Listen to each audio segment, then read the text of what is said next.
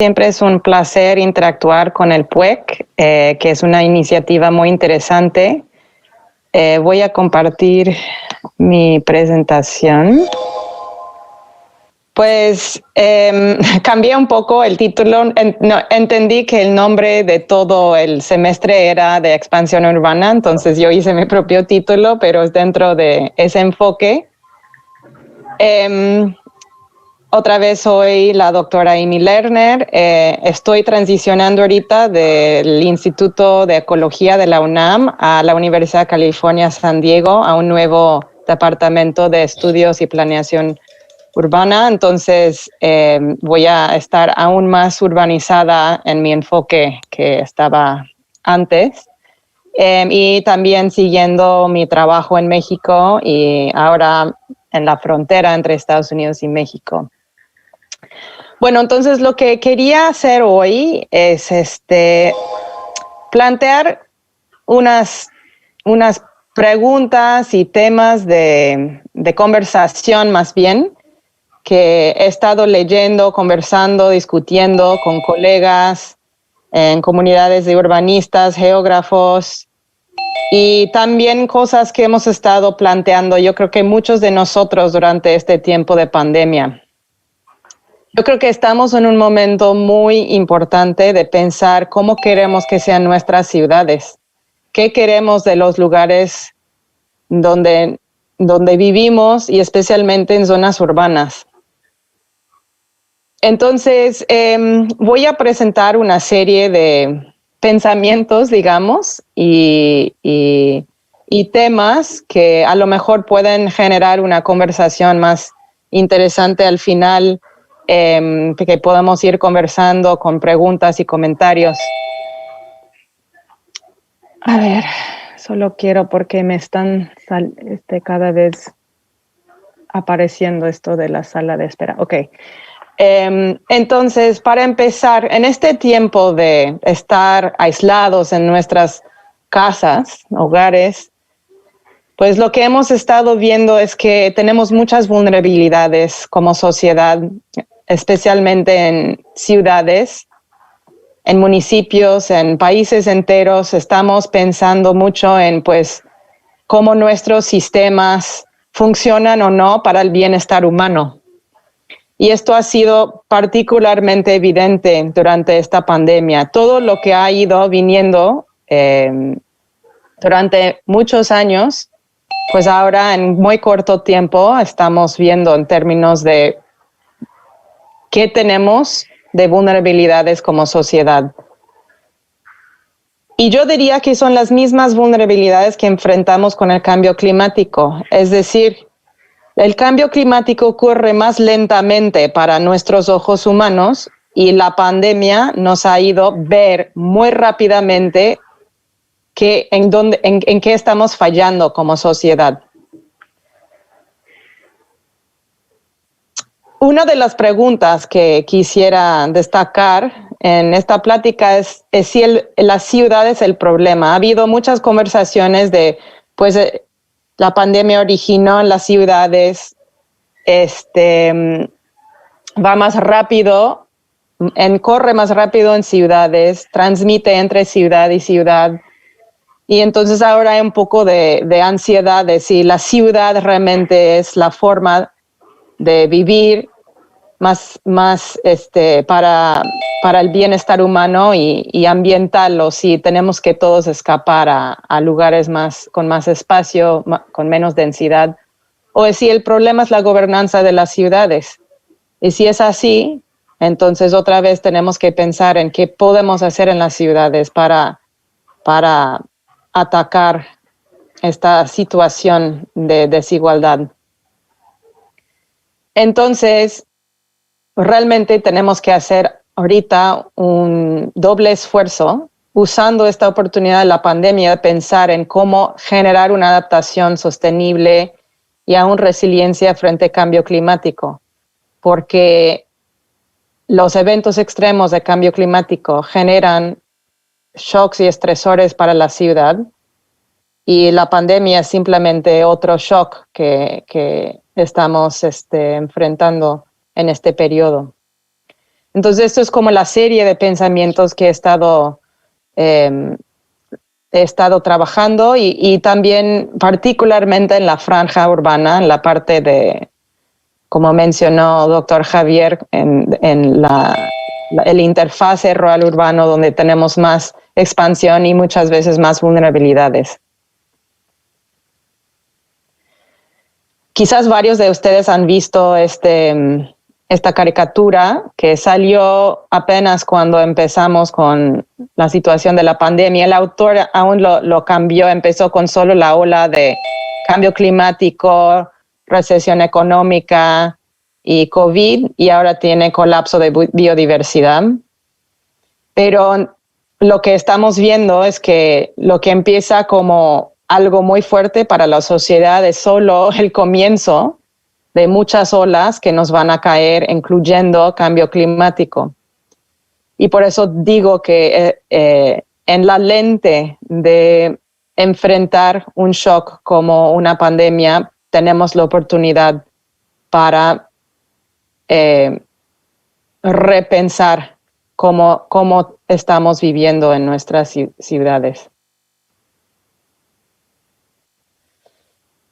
Entonces, para mí, lo que yo he estado reflexionando es el valor de la ciudad. El problema es la ciudad, el problema es que estamos encima, el problema es que tenemos una concentración de personas y por eso tenemos el problema de pandemias, el problema de vulnerabilidades y exposición a riesgos como son las inundaciones. Y no estoy ahorita en la Ciudad de México, pero me han contado de las lluvias en estos días. Entonces, una concentración de personas con una concentración de eventos extremos. Debemos repensar cómo estamos viviendo. Y yo creo que es un tema para discutir, especialmente en un contexto del PUEC, ¿no? ¿Por qué tenemos ciudades? ¿Por qué estamos concentrados? ¿Por qué tenemos una expansión urbana? ¿Por qué la gente sigue llegando a las ciudades y por qué la ciudad sigue llegando a los asentamientos humanos de todos los tamaños? Y bueno, esto viene de una larga historia de urbanistas que son bastante apoyadores del concepto de la ciudad. Seguramente la mayoría de ustedes ya conocen Jane Jacobs y Edward Glaeser, Richard Florida, o sea, urbanistas muy famosos que hablan del valor de la ciudad. Edward Glaeser dice, resulta que el mundo no está plano, está pavimentado. La ciudad ha triunfado en el sentido de que pues nosotros queremos vivir en ciudades por bien y por mal. Entonces, ¿por qué? Y lo digo porque hay muchas conversaciones ahora de que las ciudades están perdiendo población. Las personas ya no quieren vivir, como dijo Laila, en un departamento chiquito, prefieren más espacio, prefieren tener espacio para sus hijos. Entonces, a lo mejor la ciudad ya tuvo su momento y vamos a dispersarnos. ¿Lo podemos considerar? Pues hay que pensar qué hacemos en las ciudades y qué perdemos en un momento donde no podemos juntarnos, donde hay miedo salir, donde hay más riesgo estar en lugares con muchas personas. Pues en este mundo de autores, de urbanistas, las ciudades concentran innovación y es más difícil tener innovación humana cuando estamos más dispersas. Igual creatividad y cultura, servicios y empleo, recursos educativos, comunidad, productividad. Y es interesante considerar, si nosotros ya no podemos juntarnos, ¿cuánto de esto se pierde? Podemos todos estar trabajando desde un lugar, cualquier rincón del planeta con internet y mantener estos procesos de comunidad, de innovación, de creatividad, de educación, servicios de salud. La ciudad es obsoleta y es una pregunta abierta si la ciudad es obsoleta. Muchos en el mundo de urbanismo dirían que no, pero algunos dirían que sí, pues en este momento no necesitamos estar encima, tan densos en ciudades. Entonces quizás es algo que ustedes han estado considerando. Yo he visto muchísimos artículos y conversaciones sobre si la ciudad es obsoleta o no.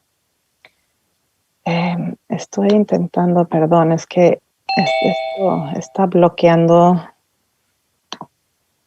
Ay, ok.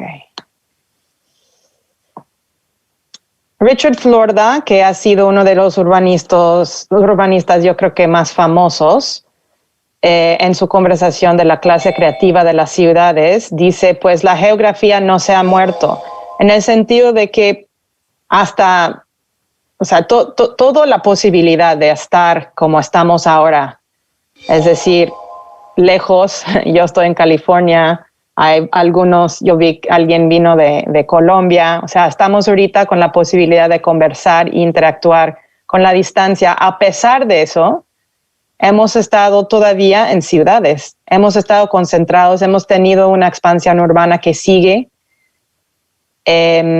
Entonces, sí hay alguna utilidad estar cerca.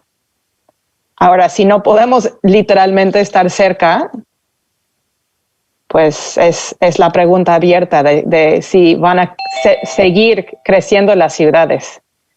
Y a lo mejor al final, cuando conversamos, podemos considerar si las ciudades van a seguir creciendo o vamos a ver lugares más chiquitos, ciudades más chiquitas creciendo en vez de las megaciudades. Porque en este momento estamos perdiendo muchas de las ventajas de estar en una ciudad. Si no podemos juntarnos, si no podemos salir a teatro, si no podemos ir a muchos eventos culturales, pues ¿cuánto tiempo vamos a seguir en las ciudades? Entonces esto ha sido parte de la conversación que ha salido durante la pandemia. Las rentas en la ciudad de Nueva York, por ejemplo, han bajado muchísimo porque la gente se ha ido. Muchas personas que tienen la posibilidad, si tienen la posibilidad, se van de la ciudad, aprovechan otras oportunidades y rentas más bajas.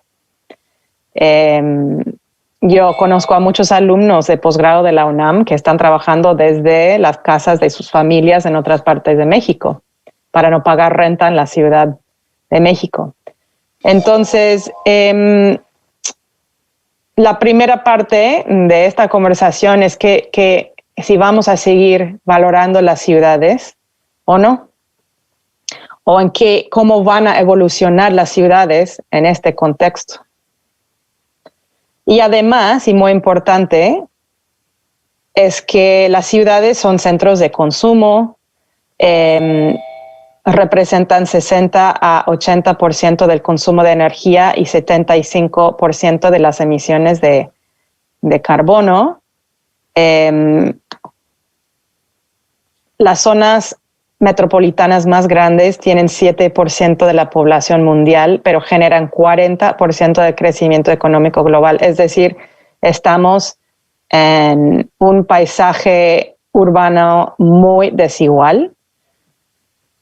Y siguiendo ese tema, es que 33% de la población urbana vive en asentamientos informales, lo cual normalmente implica alguna escasez de servicios básicos como es el agua. Entonces, dado ese panorama, podemos estar considerando si las ciudades van a seguir como hemos estado observando, si va a haber un cambio en cómo interactuamos con las zonas urbanas. Entonces, se podría decir que es causa de la felicidad y de la miseria la ciudad. Especialmente en este momento.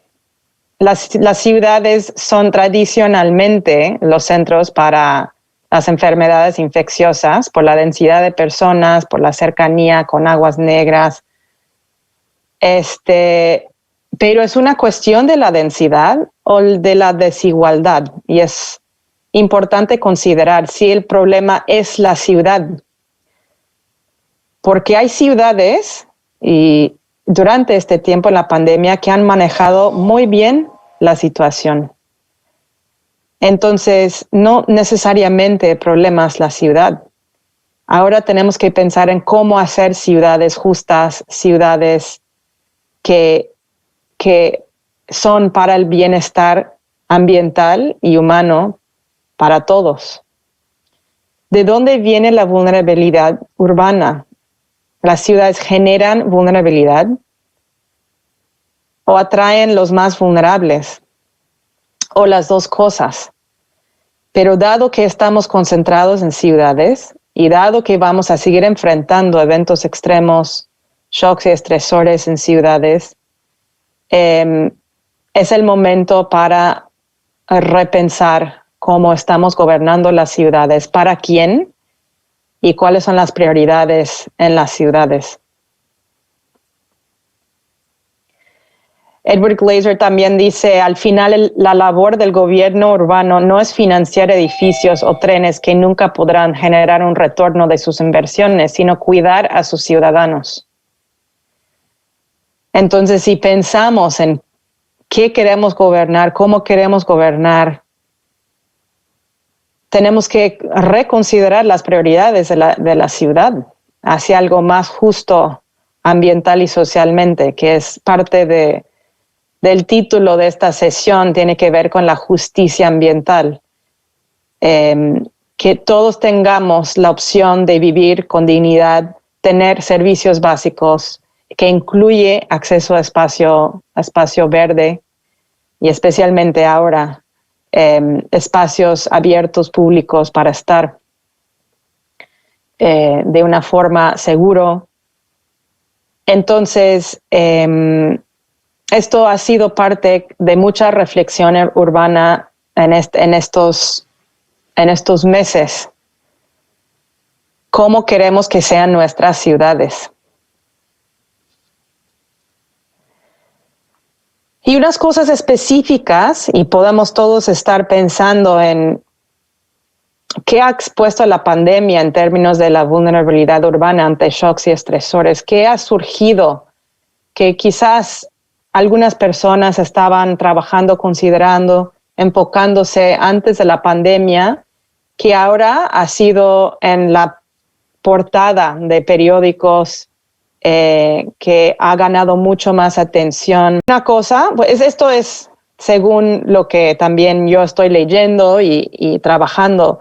La necesidad de sistemas alimentarios locales y regionales ha sido una cosa muy interesante que ha salido especialmente al principio, cuando habían escaseces de diferentes insumos en supermercados, la consideración de que ahora estamos en nuestras casas y nos importa más de dónde vienen los alimentos, de dónde vienen, qué tan lejos deberían o pueden viajar.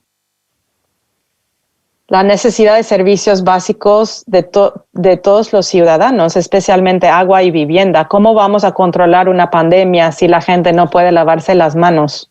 Si la gente no tiene dónde estar en cuarentena o estar con una sana distancia. ¿Cómo podemos realmente tener una salud para toda una ciudad y una comunidad si algunos no tienen los recursos básicos para estar sanos? Acceso a servicios de salud en general para la población.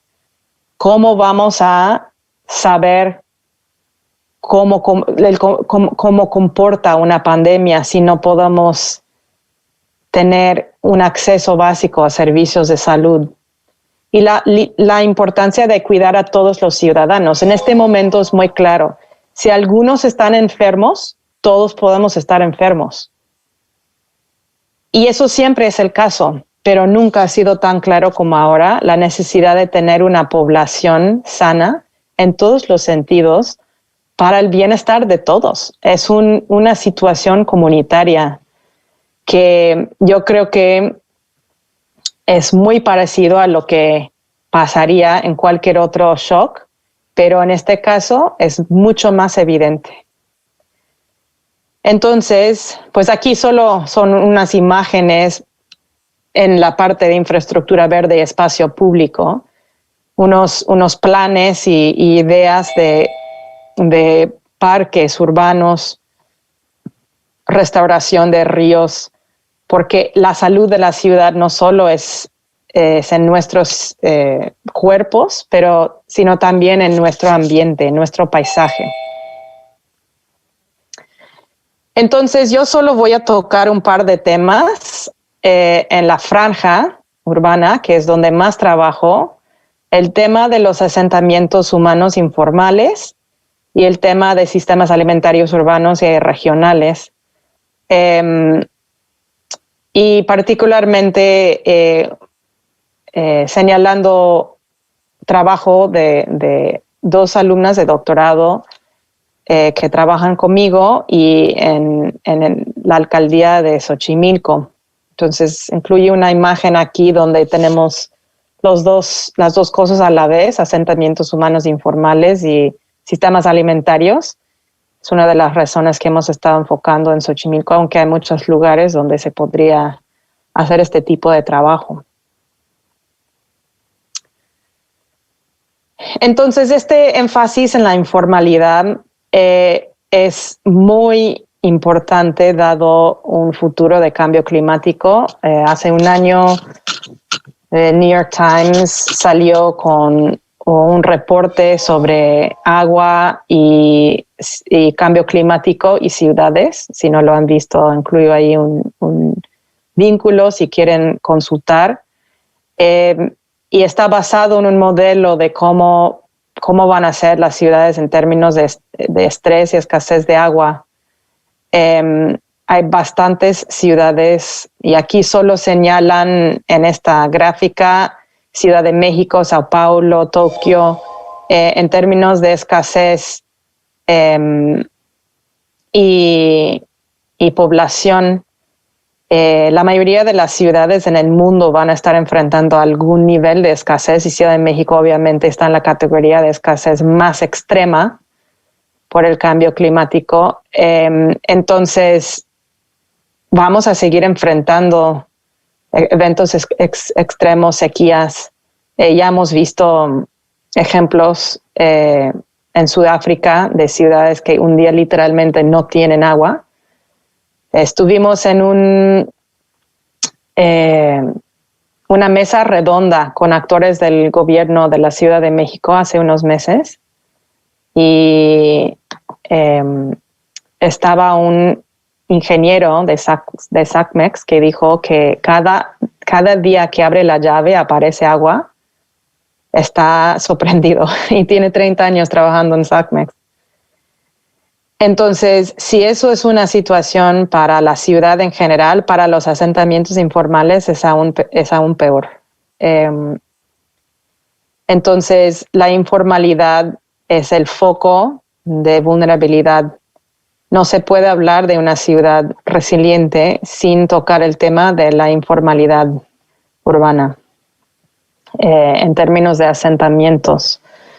Pero hay ejemplos de atención en asentamientos informales que realmente genera inspiración. Esta es una historia que salió hace unos meses en Mumbai, en la India, donde controlaron coronavirus con una atención específica, especial a esa zona.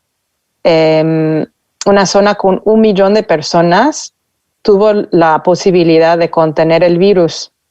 Entonces, en una crisis a veces vemos oportunidades que tenemos que considerar para el futuro. Si podemos prestar mucha atención al bienestar de los ciudadanos en ciertas zonas donde hay una escasez de servicios durante una pandemia, también podemos hacer ese tipo de esfuerzos cuando ya no tenemos la pandemia, pero tenemos la crisis que va a seguir de cambio climático.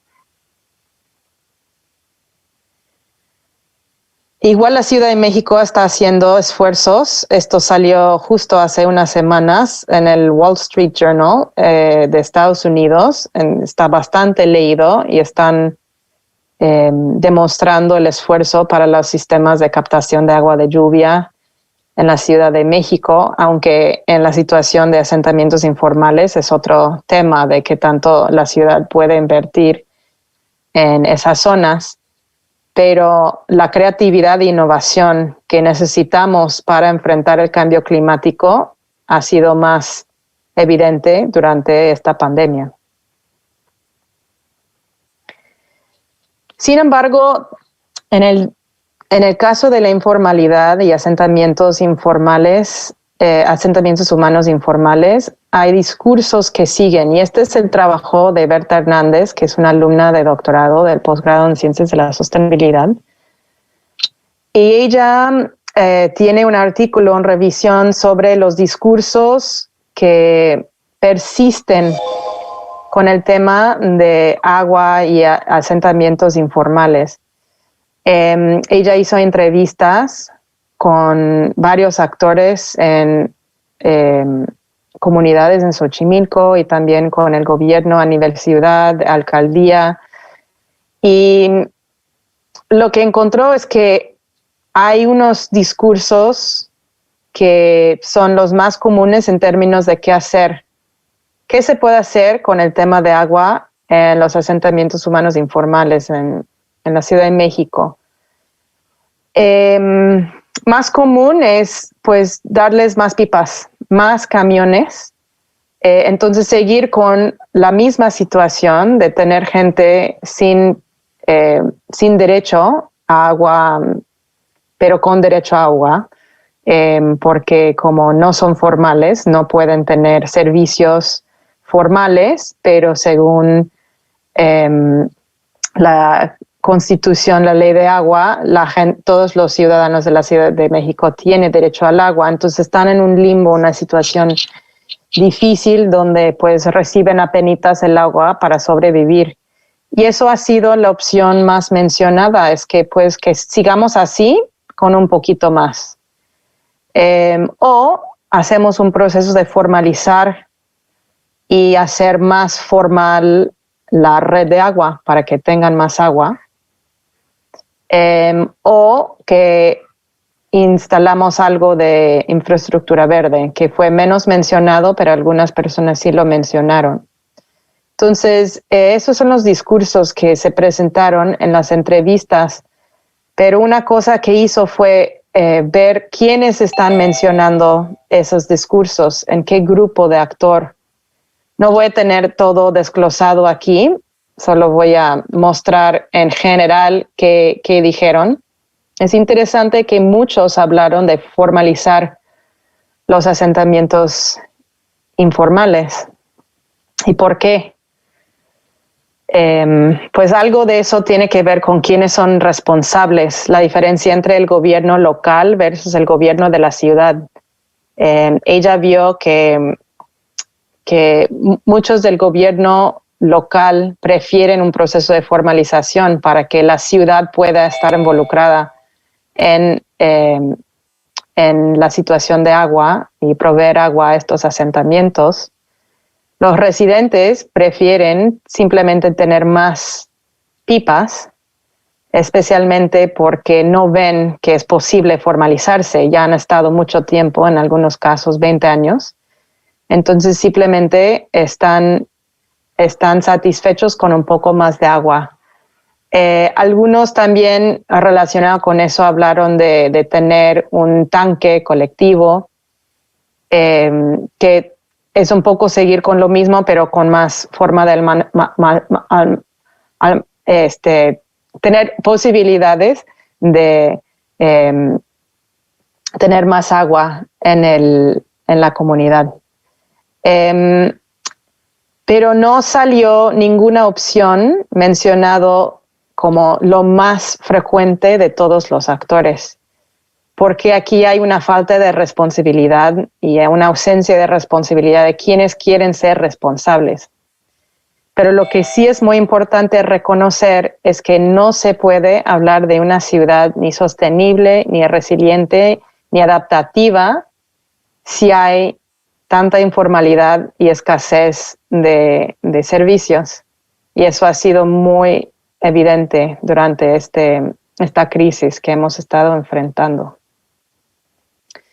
El otro ejemplo que voy a mostrar es el ejemplo de sistemas alimentarios regionales, que también ha salido en periódicos, en revistas, en línea, de la necesidad e importancia de apoyar sistemas alimentarios regionales, locales, urbanos, que México tiene la oportunidad de fomentar lo nuevo o lo antiguo, porque siguen sistemas antiguos tradicionales dentro y alrededor de la Ciudad de México. El más obvio es el de Xochimilco.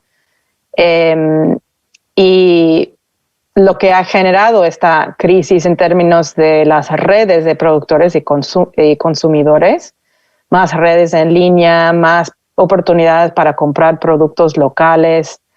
Es un ejemplo aquí que de unos esfuerzos que están saliendo.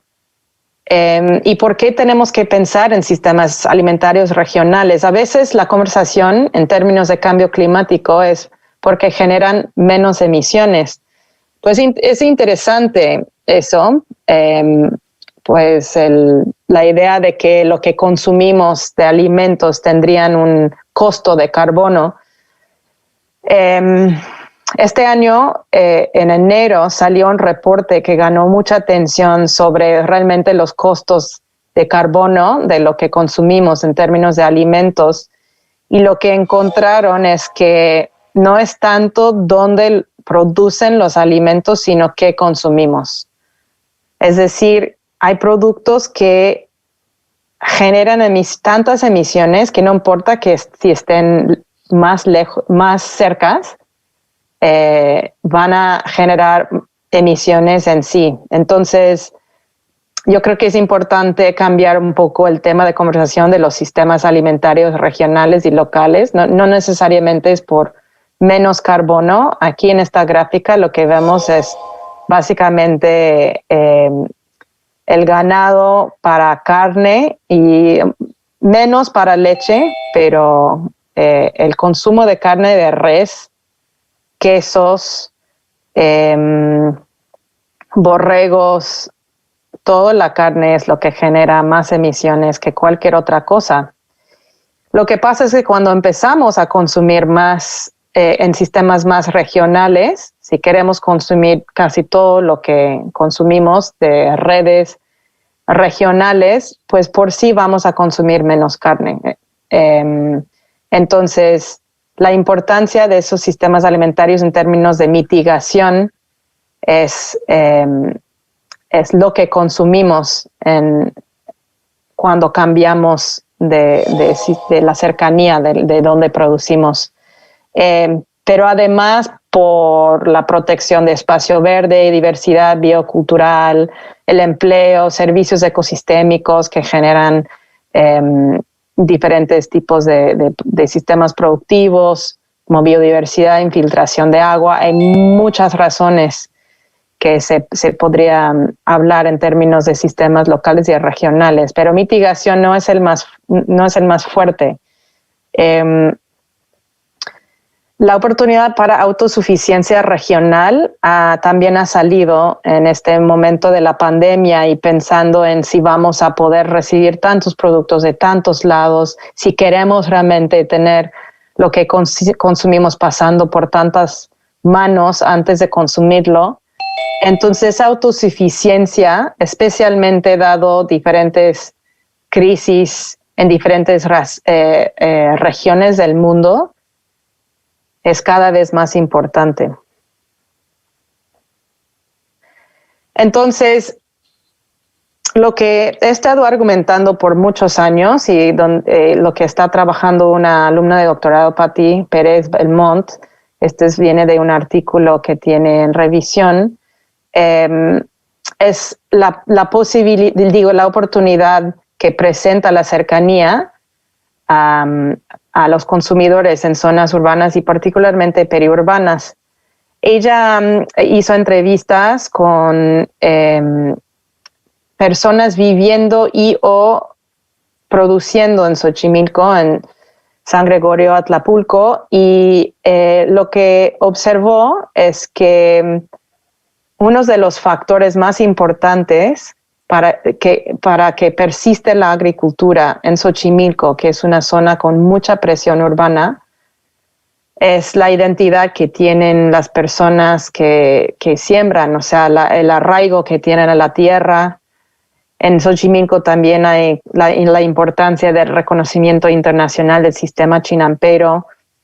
Pero otro factor que encontró interesante es la migración. La migración, cuando pensamos en migración a ciudades, pensamos en la expansión urbana, que la gente llega de otras zonas y quieren vivir, entonces la ciudad sigue creciendo. Pero también encontró que hay muchos migrantes que vienen a producir, que encuentran oportunidades en Xochimilco que para ellos son más ventajosos que en otras regiones de la República, porque tienen los consumidores al lado, tienen agua, tienen redes para ventas y pueden tener mejores ingresos sembrando y vendiendo en Xochimilco que en regiones más lejos de la ciudad. Entonces nos quedamos pensando que esto es un nicho que no necesariamente se desaparece, no necesariamente todo se urbaniza y se desaparece, especialmente si hay personas interesadas en seguir sembrando. Y esto es particularmente importante porque normalmente hay procesos de abandono por falta de interés de jóvenes y de generaciones nuevas en seguir sembrando, pero también hay ejemplos. Esto es un tema que platiqué en el PUEC hace unos años, de jóvenes, de productores que sí quieren seguir sembrando. Entonces, estamos viendo un renacimiento en algunos casos de la producción agrícola en zonas periurbanas de la ciudad que podemos fomentar con redes en línea, diferentes tipos de redes, y que han salido en estos últimos 6 a 9 meses. Es algo que vamos a necesitar a seguir fomentando en el futuro. Entonces, pues ya voy cerrando, es una plática un poco corta, pero yo creo que otra vez estoy enfatizando que tenemos que tener visiones para una ciudad expansiva e informal frente al cambio climático. La única forma es para enfrentar el cambio climático y disminuir la vulnerabilidad social es mejorar las condiciones de vida de todos los habitantes y la calidad del medio ambiente, por ejemplo, los servicios ecosistémicos, y especialmente en la franja urbana, donde vemos que hay una mezcla de la agricultura y los asentamientos informales y formales que están expandiendo. Entonces, en esa franja dinámica, podemos estar haciendo esfuerzos para el bienestar humano y esfuerzos para el bienestar ambiental y de los sistemas agrícolas en particular. Entonces, los ejemplos que destaco aquí, que me parecen bastante importantes, es la parte de una vivienda digna con servicios básicos. Pongo un vínculo abajo de un reporte interesante sobre la diversidad de opciones que existen y con ejemplos de diferentes partes del mundo cuando hay informalidad urbana, pero hay básicamente en un mundo del urbanismo estamos de acuerdo que no realmente puede haber una ciudad resiliente y adaptativa con una informalidad que sigue expandiendo. Tiene que haber una forma de resolver el tema de informalidad y hay diferentes formas de tenencia de inversión comunitaria en vivienda y servicios. Hay diferentes experimentos que han hecho en Indonesia, en Tailandia, explorando cómo podemos enfrentar la situación de informalidad. Y el apoyo de sistemas alimentarios regionales a través de redes de productores, consumidores y apoyos para la producción regional. Y eso incluiría una reimaginación del paisaje que queremos no solo dentro de las ciudades, pero en la zona metropolitana, en la zona regional. Y pongo aquí, como esta es una forma sencilla de pensar en la continuidad del territorio a través de infraestructuras verdes, de sistemas alimentarios, de ecosistemas construidos como en la ciudad, para tener más flujo, continuidad en el territorio entre flora, fauna y seres humanos y los servicios ecosistémicos que existirían y existen en la periferia de la ciudad y dentro de la ciudad. Y muchas gracias por la invitación, gracias por tener estos seminarios y estas conversaciones sobre las ciudades y el bienestar de las ciudades, que me parece bastante importante en este momento en particular.